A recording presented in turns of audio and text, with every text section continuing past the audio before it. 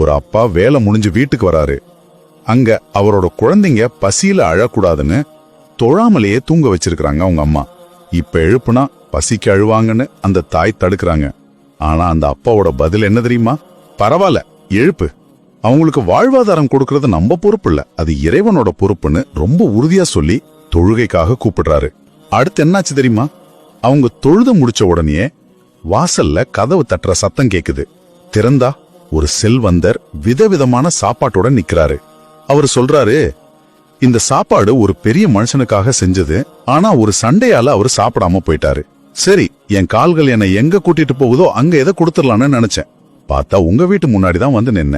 கடைசியா இந்த எதிர்பாராத உதவியை பார்த்த அந்த தந்தியோட கண்கள்ல நன்றியால கண்ணீரே வந்துருச்சு. அவர் உடனே வானத்தை பார்த்து இறைவனுக்கு நன்றி சொல்லிட்டு, எனக்கும் என் சந்ததிக்கும் தொழுகைய கரெக்டா நிறைவேற்றுற பாக்கியத்தை கொடுன்னு மனமுருகி கேக்குறாரு. ஆக இந்த கதை நமக்கு ரொம்ப ஆழமா ஒண்ணு சொல்லுது. உலக கவலைகளை விட இறை கடமைகளுக்கு நாம முன்னுரிமை கொடுத்தா உதவி எங்கிருந்தாது கண்டிப்பா வரும்.